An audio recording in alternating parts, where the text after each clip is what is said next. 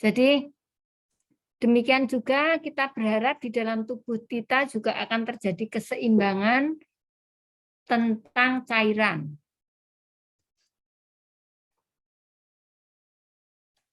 Ya, jadi intake dan output cairan. Jadi intake cairan yaitu jumlah atau volume kebutuhan tubuh manusia akan cairan per hari. Jadi yang masuk seberapa, kebutuhannya seberapa. Nah, ini ada tabel kebutuhan intake cairan berdasarkan umur dan berat badan. Jadi kalau bayi umur 3 hari dengan berat badan kira-kira 3 kilo itu kebutuhan sehari. Sehari itu sejumlah 250 sampai 300 cc. Ya. Kemudian kalau 1 tahun itu perkiraan dengan berat badan 3 kali berat badan lahir itu sekitar 1150 sampai 1300 ya, dan sampai dengan ya per tahun beda terjadi peningkatan sampai dewasa ya. Dewasa seperti Anda ini masuknya ke kriteria 7 ya, nomor 7 di atas 18 tahun dengan kira-kira berat badannya sekitar 54, itu sekitar 2.200 sampai 2.700 cc. Jadi kalau kita pernah mendengar bahwa kebutuhan minum kita sekitar 2 liter minimal ya, 2 liter lebih ini sampai dengan 2,5 rata-rata ya, 2,5-3 liter. Jadi 2 liter, 2 sampai dengan 2 liter, 7. Itu pada kebutuhan orang dewasa. Termasuk nanti sebentar lagi Anda puasa ya. Jadi puasa itu juga harapannya juga intake-nya juga tetap terjaga. Jadi tidak ada kekurangan cairan. Jadi mulai bangun tidur ya.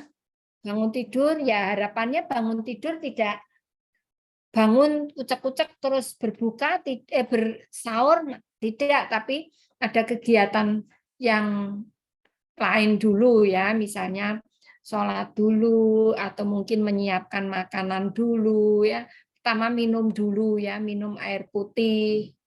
Kemudian nanti makan, sahur, minum lagi. Kemudian sudah berhenti sampai dengan ya menjelang imsak kalau bisa minum lagi 1 gelas, kemudian nanti buka, minum, sampai walaupun puasa tetap kita harus memperkirakan intake cairan per hari itu sekitar 2,5 liter lah paling enggak ya. 2,200 sampai 2.700 ya. Tuh. Ya, itu sampai nanti menjelang tidur. Tidur nggak usah banyak, menjelang tidur nggak usah banyak-banyak, nanti tidurnya juga akan terganggu ketika kita bicara nanti kebutuhan istirahat dan tidur, maka minum dibatasi sebelum tidur ya. Sebelum tidur itu jangan minum banyak-banyak. Karena apa? Karena nanti dengan adanya proses di dalam tubuh, metabolisme di dalam tubuh, kemudian pingin kencing jadi tidurnya enggak nyenyak ya. Kemudian nah ini untuk pemenuhan kebutuhan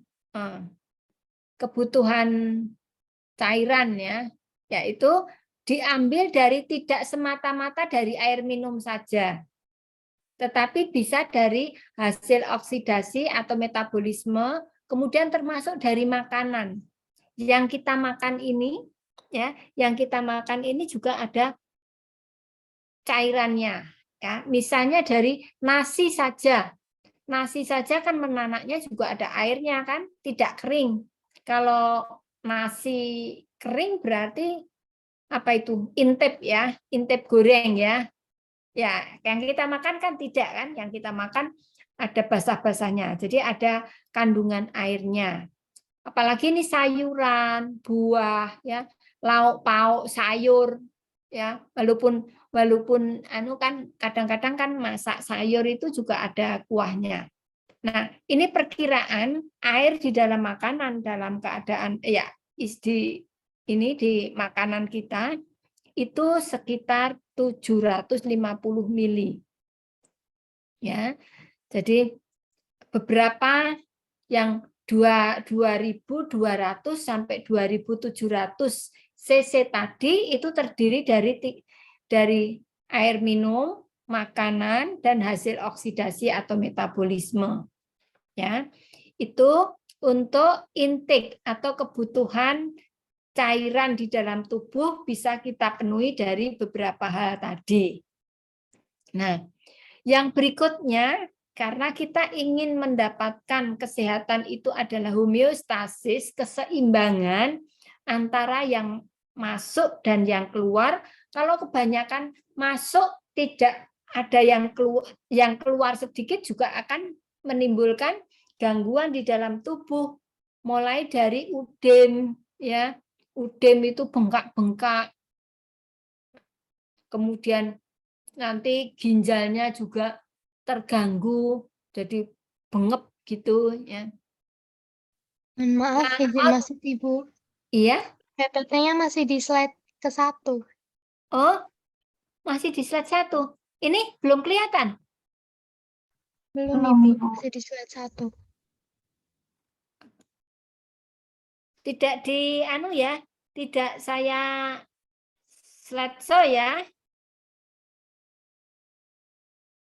Iya, Ibu.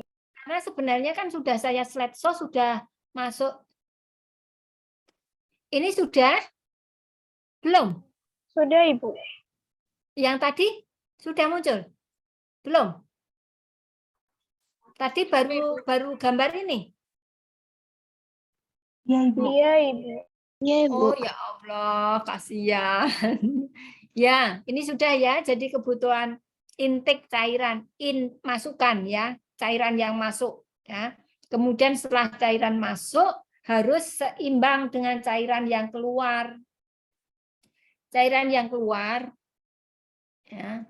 Ya, nanti cairan yang keluar. Nah, kita bicara dulu tentang cairan yang masuk. Pemenuhan rata-rata cairan per hari tadi sekitar 2.200 sampai 2.700 per hari. Terdiri dari ya air minum, jadi tidak semata-mata air minum, tetapi ternyata makanan yang kita konsumsi itu juga mengandung sekitar 750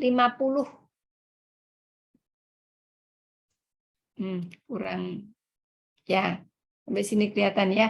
Jadi 750 mili. Kemudian dari hasil oksidasi dan metabolisme, ini juga akan menghasilkan kira-kira 200. Sehingga rata-rata cairan yang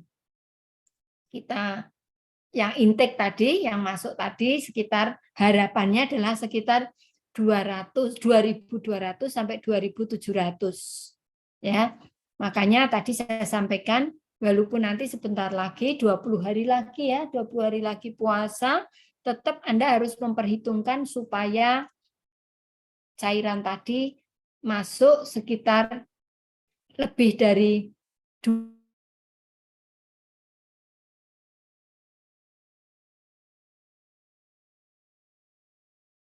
dan lain sebagainya. Nah, setelah kita bicara tentang intake, kita bicara tentang output cairan.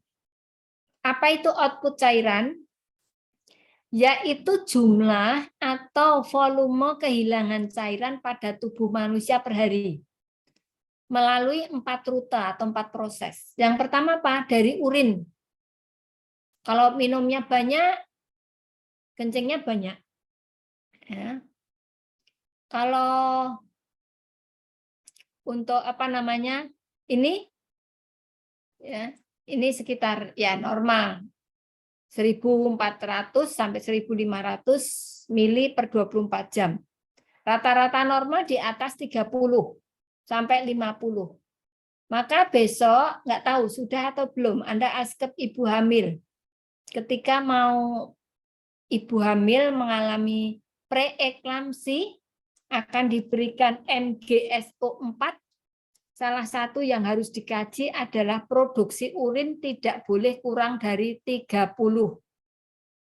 Ya, berarti fungsi ginjalnya bagus per jam. Kemudian maka di situ dilakukan pemasangan kateter Dower menetap. Jadi untuk mengukur seberapa jumlah pengeluarannya. Kemudian IWL, insisible water loss, melalui paru-paru dan kulit.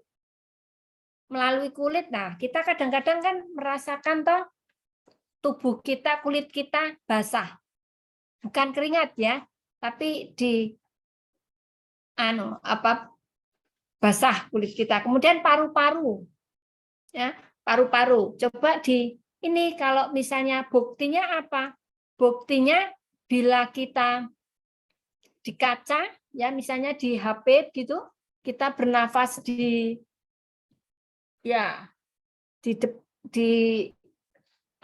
depan ditutup dengan kaca gitu, kelihatan di HP saja yang dekat dengan Anda, kita bernafas di situ ada airnya, ya. Kemudian melalui kulit juga. Sekitar 300 sampai 400 mili per hari. Bila proses respirasi atau suhu tubuh meningkat, maka dapat meningkat. Ya. Kemudian yang ketiga adalah keringat. Ini terdapat sekitar 100 mili per hari. Mau bukti? Ya caranya ya. Ya, saben keluar ditadai gitu, saben keluar ditadai ya. Ya, ini oleh ahli sudah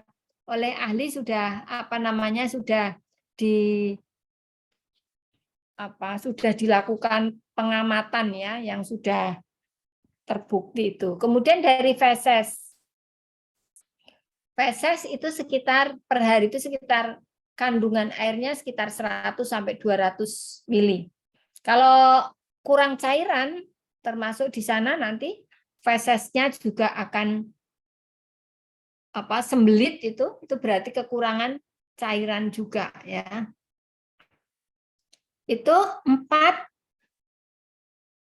rute untuk menggunakan cairan.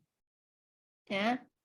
Nah, memonitor atau mengukur intake dan output merupakan satu tindakan mengukur jumlah cairan yang masuk ke dalam tubuh dan mengukur jumlah cairan yang keluar dari tubuh.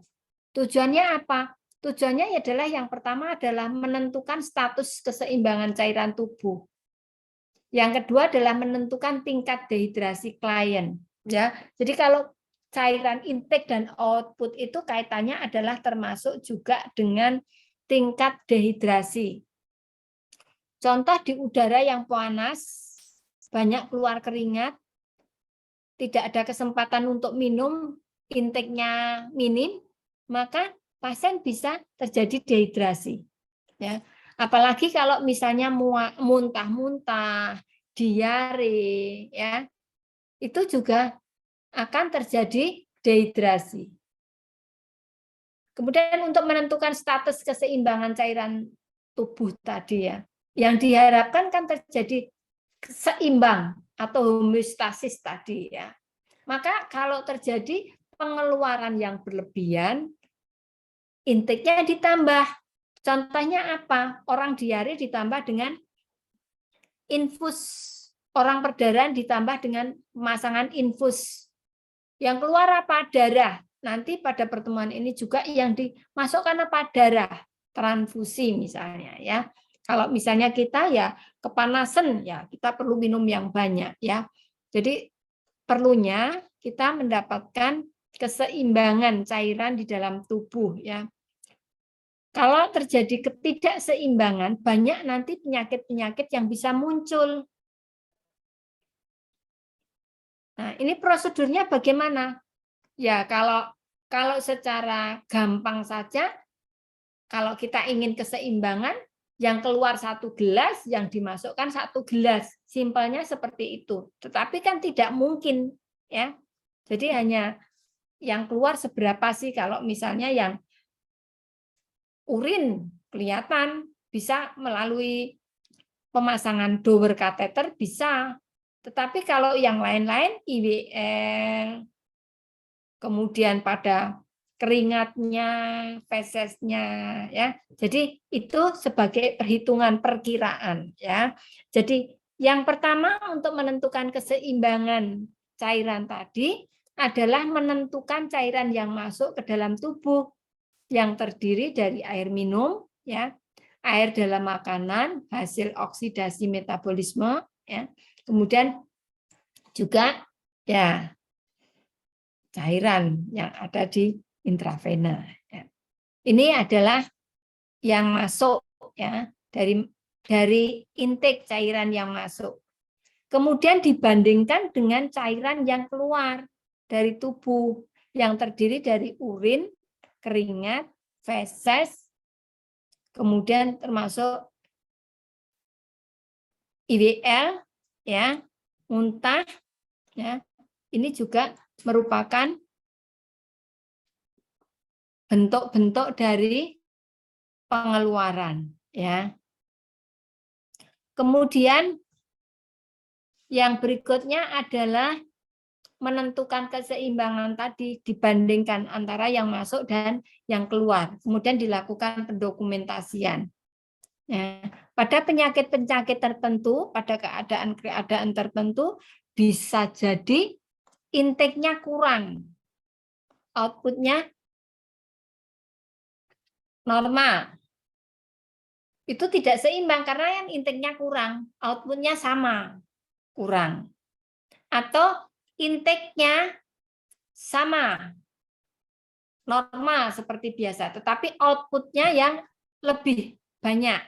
Pada tadi orang diare, muntah-muntah, perdarahan, kepanasan, ya. Ini menyebabkan peningkatan terjadinya output. Nah, kemudian perhitungan intake dan output itu total body weight. Ya, total body weight itu apa namanya? 60% dibagi berat badan, ya, sekitar berapa ini yang BB-nya? 45 sampai 75 per BB. Ini masih dalam batas normal, ya. Kemudian cairan tubuh, ya, cairan tubuh tadi itu dibagi menjadi 2, yaitu intraseluler. Intraseluler itu yang berat dan ekstraseluler, ya. Termasuk di situ kemudian juga ada atau intrasel di dalam sel dan ekstra atau di luar, termasuk cairan intravaskuler, cairan interstitisial, cairan transseluler, ya. Itu perkiraan dari jumlah, ya, plasma 5%, kemudian 15%, kemudian yang antar transseluler, antar sel, ya, 1-3%.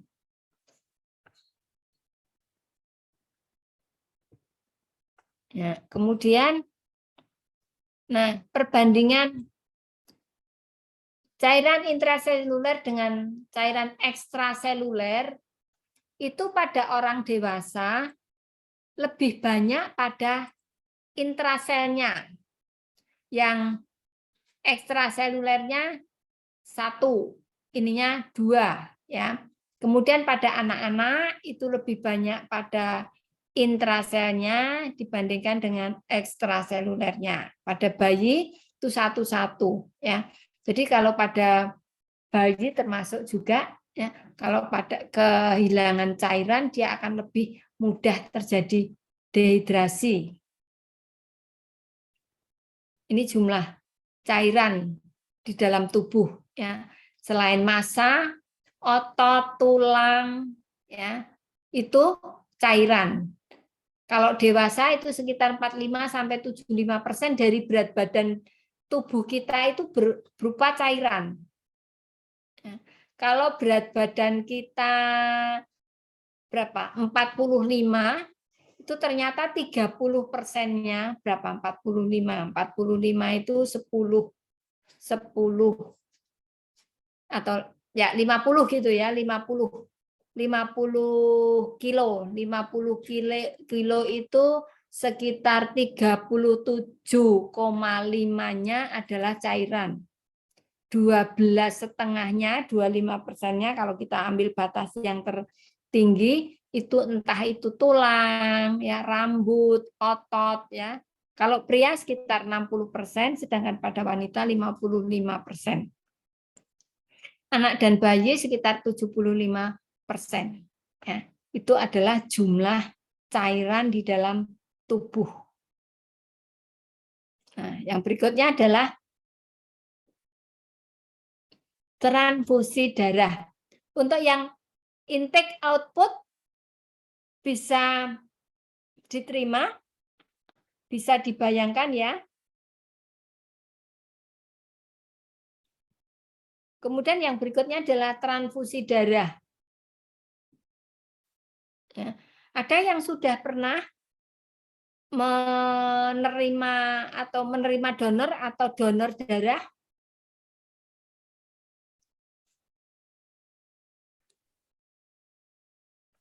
Saya belum pernah, Ibu. Oh, belum pernah ya. Syukur, semoga nggak ada yang pernah. Ya, jadi kalau kekurangan darah ya perlu dilakukan terapi atau transfusi darah ya. Nanti kita akan lihat macam-macam jenis transfusi darah. Ada yang pernah donor? Saya belum pernah, Ibu. Belum pernah. Belum ada ya yang ini yang pernah transfusi ya, atau donor, maksudnya donor. Apalagi saat-saat kemarin, pas saat-saat tahun kemarin ya, dengan adanya COVID itu salah satu terapinya adalah terapi transfusi dengan konvalesen atau plasmanya saja yang diambil dari penderita atau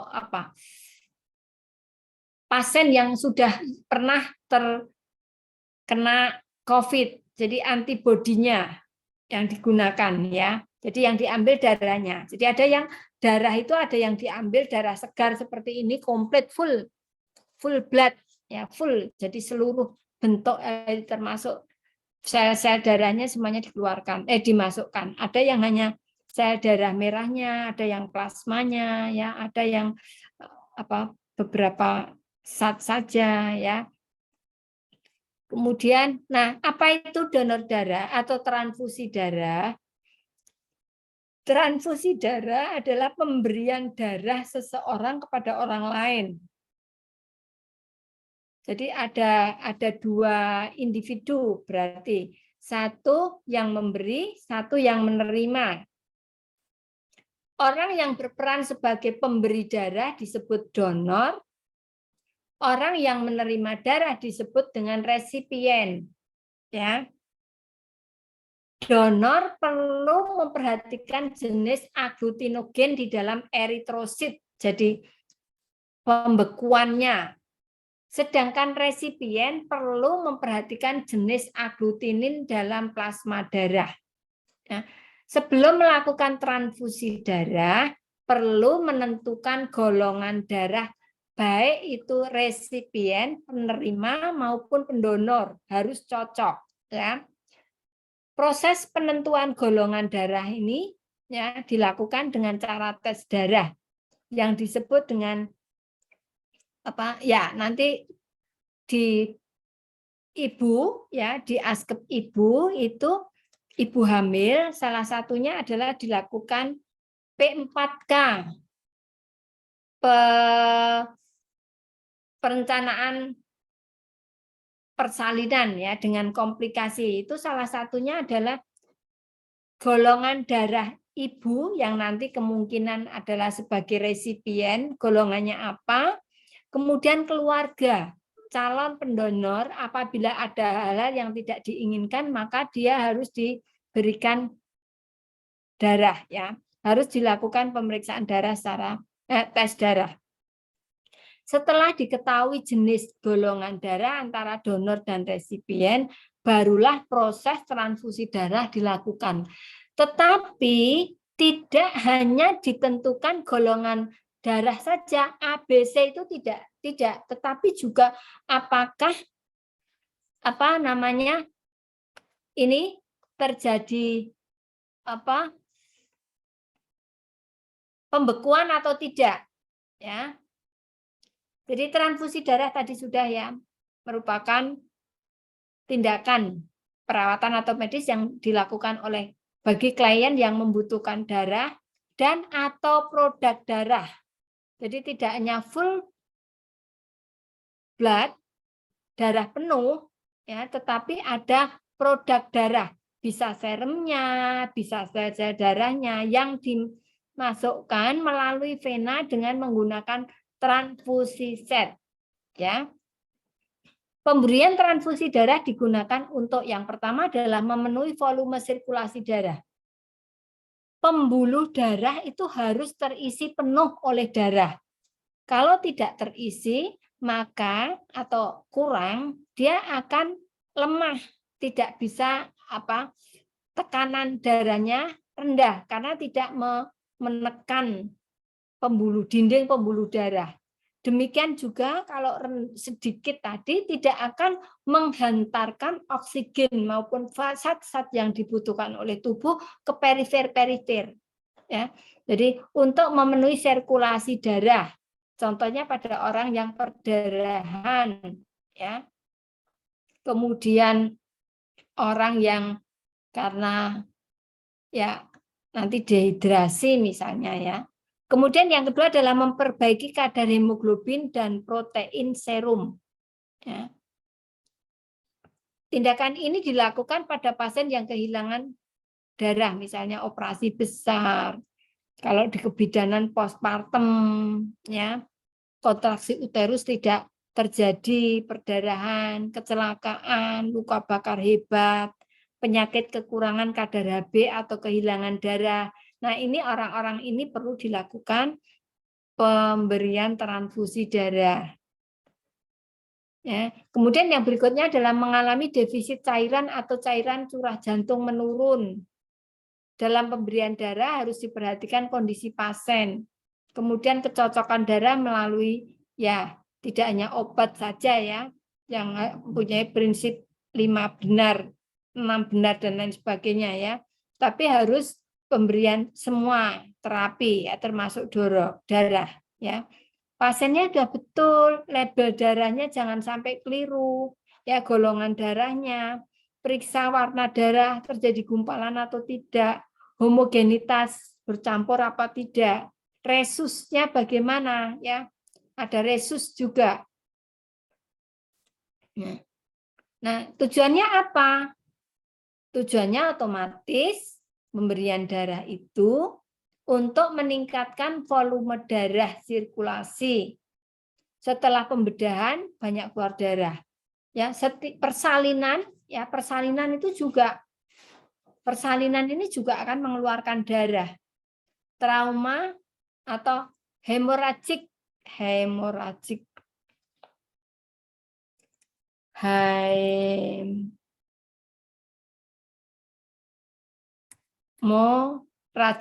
perdarahan ya. Meningkatkan jumlah sel merah dan untuk mempertahankan kadar hemoglobin pada klien anemi.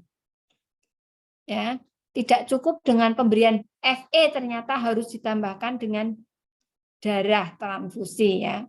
Hematokrit klien untuk meningkatkan sirkulasi dan distribusi oksigen.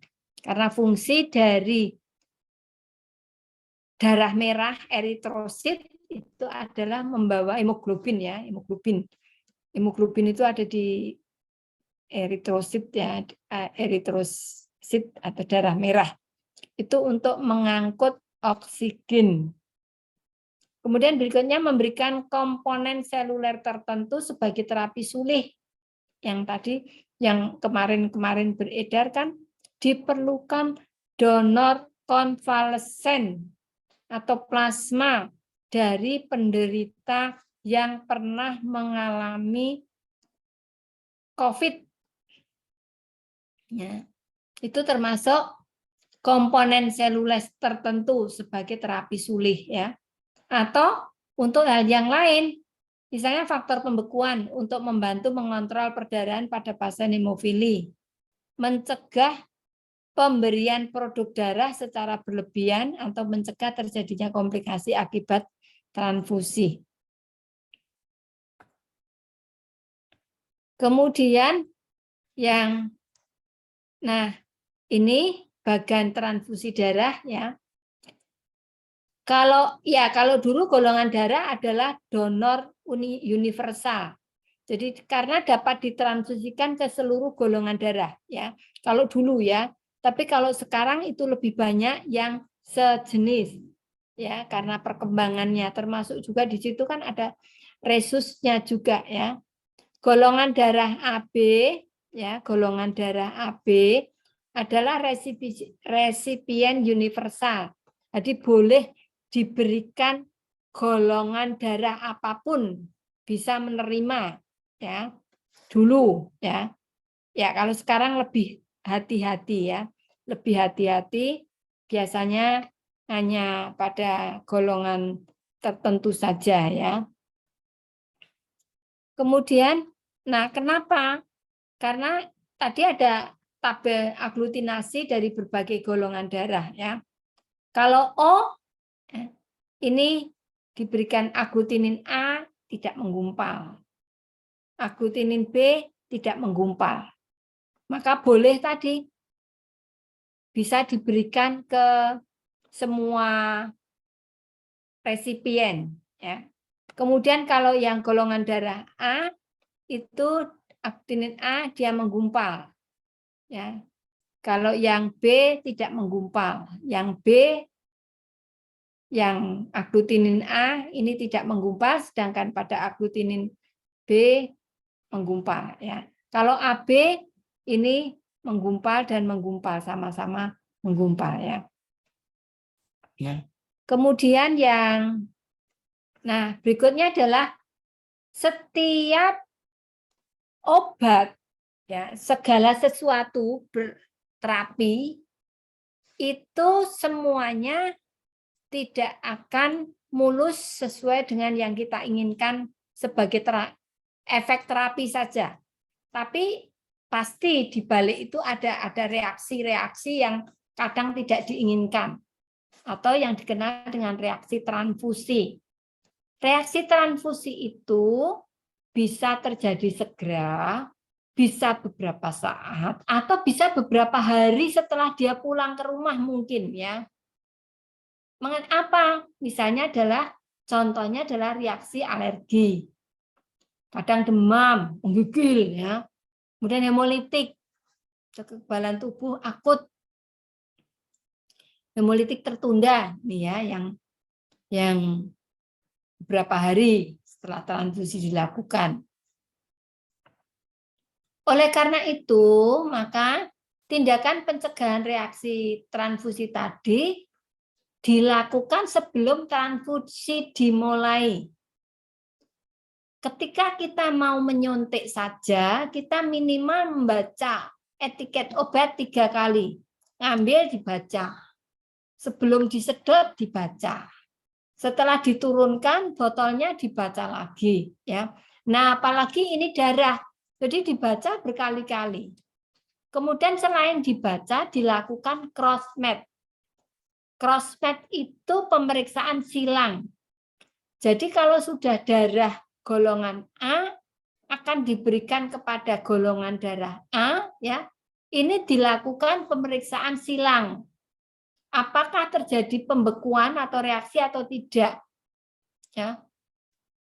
Untuk memastikan bahwa jenis darah tersebut cocok dengan darah yang akan didapatkan, ya. Setelah dilakukan pemeriksaan cross-match, ya, perawat dan teknisi laboratorium bank darah mencari informasi juga tentang kondisi pasien dan informasi pada unit darah, komponen darah sebelum dikeluarkan. Jangan sampai darah sudah terlanjur dikeluarkan, tetapi klien belum memungkinkan untuk dilakukan transfusi. Misalnya demam tinggi, belum boleh.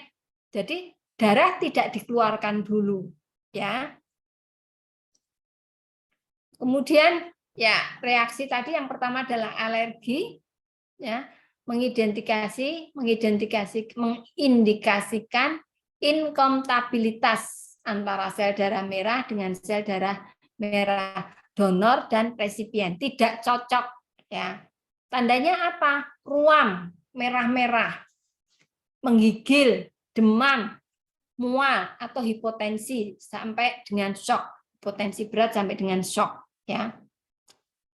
Kemudian penanganannya adalah hentikan transfusi darah, ya, mengurangi infus darah yang tidak cocok atau darah yang terkontaminasi, ya. Kalau sudah masuk ya sulit, kan? Paling tidak adalah yang paling mudah adalah dihentikan supaya darah tidak masuk lagi. Lepaskan dan ganti selang darah dengan selang yang telah diisi salin normal atau NaCl. Kemudian mempertahankan kepatenan kateter. Maksudnya adalah kateter infus, ya, selang infus. Jadi aliran darahnya tetap berjalan. Diberikan NaCl. Ya. Infuskan NaCl dengan kecepatan lambat. Fungsinya adalah supaya aliran darah tadi tetap berjalan. Kemudian segera memberitahu dokter. Karena kalau terjadi shock, ya, pembuluh darah itu sudah kempes, dimasuki cairan nggak bisa masuk, ditusuk pakai aboket nggak bisa masuk, maka harus dipertahankan kepatenan, kelancaran tadi, ya. Kemudian itu kalau reaksi alergi.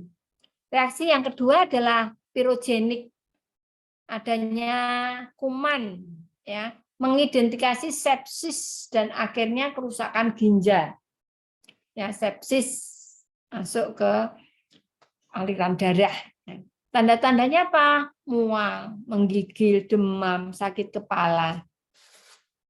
Biasanya terjadi di menjelang akhir transfusi atau setelah transfusi.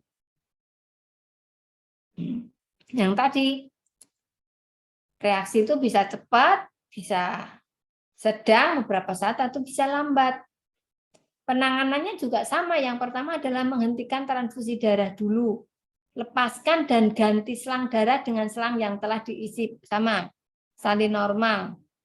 Infus NaCl lambat hanya untuk mempertahankan kepatenan dan segera lapor ke dokter, ya.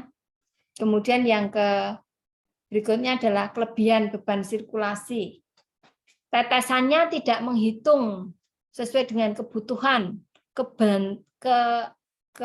kecepatan, sampai dengan mengidentifikasi adanya idem paru, ya, paru akut atau gagal jantung, batuk-batuk di spenum, distensi vena leher, rongki di dasar paru. Kemudian penanganannya bagaimana? Perlambat kecepatan transfusi darah dan lapor dokter. Kemudian untuk mengurangi beban kerja jantung dan mencegah kelebihan beban cairan yang lebih lanjut. Pantau tanda-tanda vital dengan lebih sering, sekitar 10-15 menit sampai dengan stabil. Ya. Dan lakukan penanganan emergensi sesuai kebutuhan atau sesuai program. Apa? Mendeteksi dan mengatasi terjadinya shock atau insufisiensi jantung, jantungnya dekom, ya, gagal jantung. Ya. Kemudian lepaskan dan kirim sisa darah dan selang darah ke bank darah disertai dengan lembar transfusi darah yang telah diisi secara lengkap.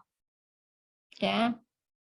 Kemudian kirim spesimen urin yang pertama kali dikeluarkan ke laboratorium mengindikasikan reaksi hemolitik jika terdapat sel darah merah. Jadi di urinnya diperiksa ya, kalau ada sel darah merahnya berarti ada reaksi hemolitik ya.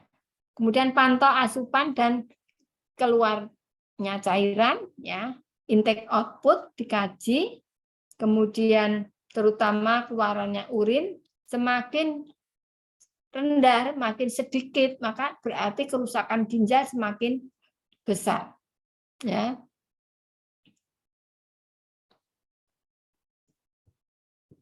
Nah, prosedurnya bagaimana? Prosedurnya sebenarnya secara teknis pemasangannya hampir sama dengan infus. Kamis ya, Kamis besok Anda praktek ya. Jadi pemasangan infus, hanya bedanya pada pemberian transfusi itu ada selang khusus ya, ada selang untuk transfusi set itu ada cabang V. Jadi ini untuk karena kalau akan di pemberian transfusi darah harus diberikan dulu NaCl, pengencer dulu darahnya biar ini ya stabil dulu. Kemudian ketika sudah stabil, ini yang klaim normosalin atau NaCl tadi klaimnya dihentikan, diganti dengan darah. Sama dengan ketika darah habis, maka NaCl masuk sehingga cairannya ya besok mungkin hari Kamis bisa ditunjukkan oleh Bu Heni ya, jadi macam-macam infus set termasuk transfusi set ya. Jadi supaya darah tadi antara NaCl dan darah itu ini apa namanya beda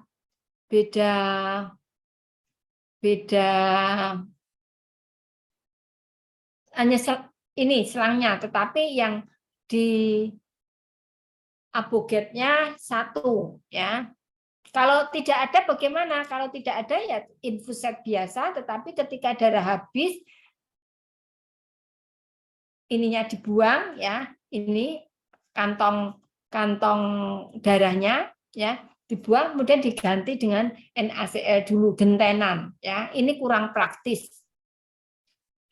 Kemudian bagaimana prosedurnya?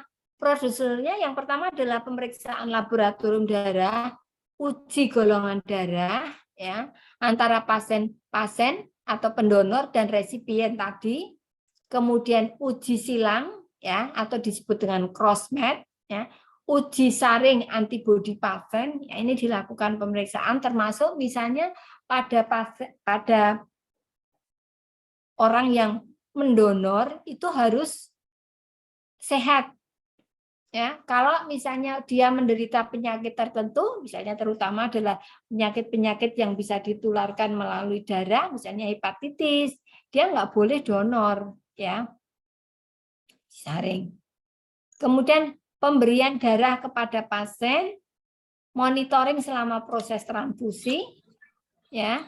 Beberapa saat normal tidak ada reaksi, tapi bukan berarti sepanjang perjalanan dari transfusi kemudian tidak dipantau ya, dipantau monitoring selama proses, kemudian selama pasca transfusi juga harus diperiksa dipantau ya, kemudian evaluasi audit proses transfusi ya. Ini alat-alatnya yang harus disiapkan, standar infus, transfusi set ya, set darah yang Y dengan filter dalam selang, NaCl, produk darah yang benar sesuai program, penghemat darah atau collet tabing, dan wadah berisi air hangat. Kemudian yang alat lainnya adalah lembar keterangan darah dari permintaan donor, ya, lembar bagan untuk pencatatan tanda-tanda vital, pengalas, tourniquet, kapas alkohol, plester, gunting, kasa, steril, betadin, sarung bantal, sarung tangan. Kalau sekarang enggak, betadin sudah jarang digunakan ya. Ya, terus kemudian prosedur kesannya ya ini sebatas ya informasi apa prosedur kerja. Nah, nanti lebih mendapat gambaran itu kalau nanti pada saat praktek ya. Caranya yang pertama adalah menjelaskan prosedur yang akan dilakukan. Biasa ya, jadi rutin itu memperkenalkan diri, selamat siang, perkenalkan nama saya bidan ini, saya yang akan menolong Ibu di shift ini. Ibu kebetulan tadi keluar darah banyak sehingga oleh dokter diberikan ya bla bla bla bla bla ya. Menjelaskan prosedur yang akan dilakukan, cuci tangan, gantungkan larutan NaCl dalam botol untuk digunakan setelah transfusi darah. Gunakan selang infus yang mempunyai filter ini ya atau tunggal. Nek tunggal gentenan ya, kalau infuset yang tunggal gantian, kalau yang pakai Y nanti ada klaimnya 2 ya, ada yang diklaim ya, jadi nanti bisa untuk gantian ya. Kemudian lakukan pemberian infus NaCl dulu ya, kemudian baca prosedur pemasangan infus ya. Gimana caranya ya nanti praktek. Sudah belum? Anda sudah belum praktek pemasangan infus? Belum, Ibu. Oh ya, hari Kamis ya, mungkin hari Kamis sekalian ya. Hari Kamis. Nah, sama jadi makanya judul baca prosedur pemasangan infus sama dengan prosedur pemasangan infus. Ya. Hanya bedanya tadi kalau transfusi darah yang dimasukkan adalah darah.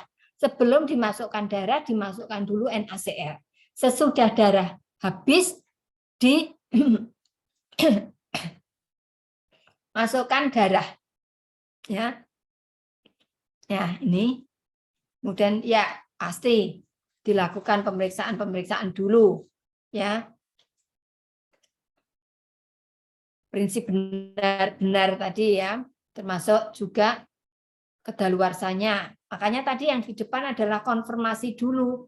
Kira-kira sudah siap belum? Karena kalau sudah darah sudah dikeluarkan, dia dalam jangka waktu berapa lama dia harus sudah ini tidak bisa dikembalikan lagi ke PMI. Jadi harus betul-betul dipastikan. Nah, ini segera hangatkan darah sedekat mungkin dengan suhu tubuh ya. Ada alatnya ya, penghangat darah. Kalau dulu didekap oleh pasien, itu kalau dulu ya. Tapi kalau sekarang ya ada pakai alat ya. Kemudian buka set pemberian darah untuk selang Y diatur ketiga klaimnya. Yang di atas, yang Y tadi, kemudian yang di bawah ya. Kalau yang untuk selang tunggal ya berarti dalam posisi off ya. Klaimnya. Ya, belum ada bayangan ya. Ya, nanti hari Kamis sabar saja. Ya, memang kalau kita bicara tentang transfusi darah ya yang harus Anda kuasai pemasangan infus dulu. Kan belum, Bu. Ya sudah dicelengi dulu nanti hari Kamis ya. Kelihatannya jadwalnya Kamis ya. Tusuk kantong NaCl, isi selang dengan NaCl, ya, buka klem pengatur, kemudian hubungkan ke kantong, tutup klem, tekan sisi balik dengan ibu jari dan jari telunjuk, biarkan ya terisi, nanti ada selangnya terisi ya. Buka klem, terisi, kemudian kantong darah juga sama, pasang ya kanan kiri, berarti yang tadi kan ada Y kan kanan kiri ya. Kemudian mulai menusukkan, setelah ini kemudian baru memasang infus, prosedur memasang infus ya, pasang di vena ya. Kemudian cara transfusi darah dengan ya sama dengan kalau selang tunggal ya persis sama dengan infus, hanya nanti gantian ya.